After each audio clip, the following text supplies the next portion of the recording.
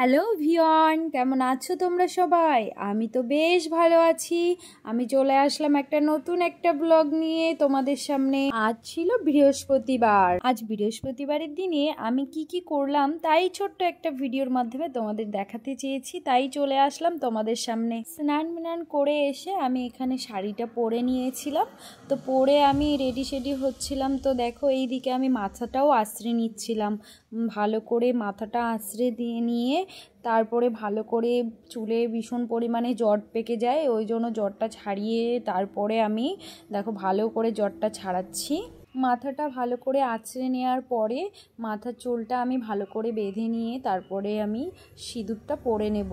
তো তোমরা বৃহস্পতিবারের দিন কেমন কি করে পুজো দাও আর অবশ্যই জানিও। আর আমি তো বৃহস্পতিবারের দিনে আমাদের নিরামিষ হয়, ওই জন্য রান্নাবান্না করে আমার একটু খুবই লেট হয়ে গেছিলো পুজো দিতে।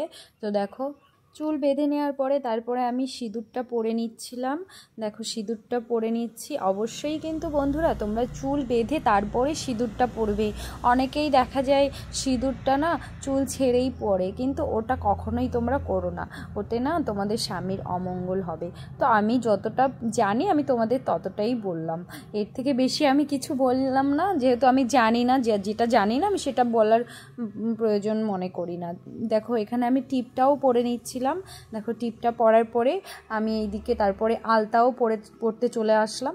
আলতা পরে নিচ্ছিলাম, যেহেতু আজ বৃহস্পতিবারে কে আলতা পরো অবশ্যই কমেন্ট করে জানিও বন্ধুরা। তো আমার আলতা পরা দেখে আমার পাপা তো জেদ করছিল, মা আমাকে আলতা পরিয়ে দাও। তারপরে আমার পাপাকেও একটু আলতা পরিয়ে দিচ্ছিলাম। আর দেখো এইদিকে আমার পাপাকে আলতা পরিয়ে দেওয়ার সময় আমার পাপার পায়ে খুব সুরসুরি লাগছিল। তো তাই দেখো আমি পরাবো এখন, দেখো ও কেমন করে হাসবে। এই দেখো আমি পরাচ্ছিলাম, পায়ে দিচ্ছিলাম আর ও হাসছিল, মানে বেশ ওর সুরসুরি লাগছিল। তো এই দেখো তারপরে আমার পাপাকে ভালো করে পরিয়ে দিলাম, তারপরে আমিও একটু পরে নিলাম।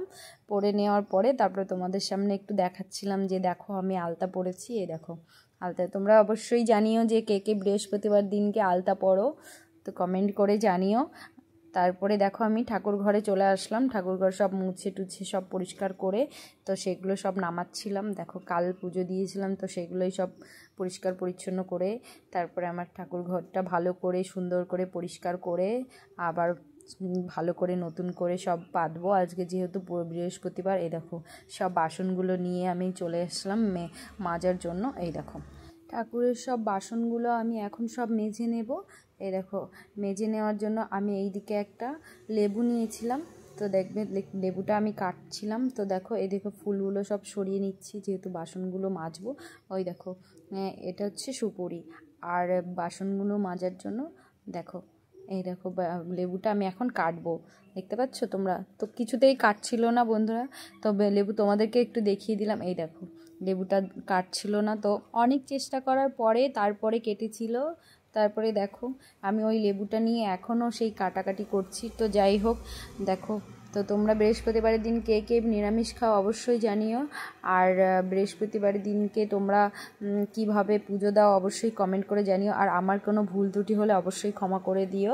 আর আমার চ্যানেলে যদি নতুন বন্ধু হয়ে থাকো তাহলে অবশ্যই চ্যানেলটি সাবস্ক্রাইব করে দিও আর একটা লাইক করে দিও বন্ধুরা, তাহলে আমি বুঝতে পারবো যে তোমরা আমার বন্ধু হলে। তো দেখো বাসন মাজা আমার প্রায় কমপ্লিটের দিকে, আমি প্রায় বাসনগুলো সব মেজে নিচ্ছিলাম।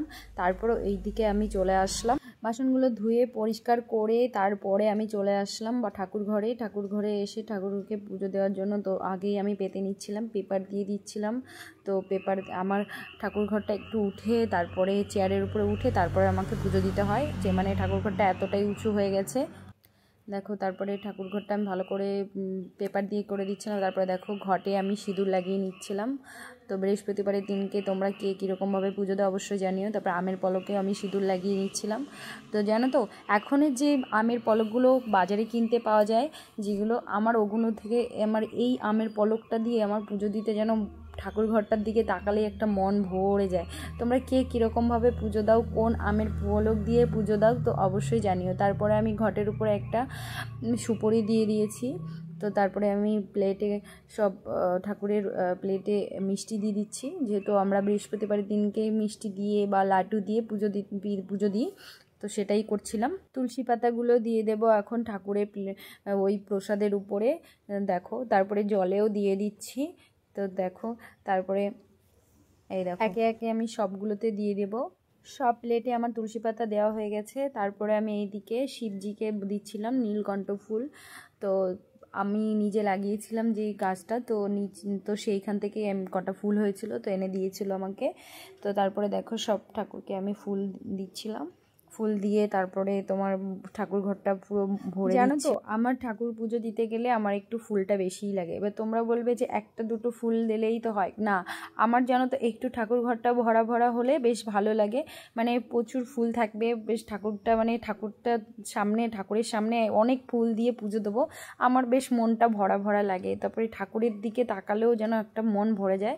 তারপরে এইদিকে আমি দেখো প্রদীপে সলতে দিয়ে তেল দিয়ে দিচ্ছিলাম, আর এইদিকে আমি ধূপকাঠিটা ধরিয়ে নিচ্ছিলাম। তারপরে এইদিকে আমি প্রদীপটাও ধরিয়ে নিচ্ছি।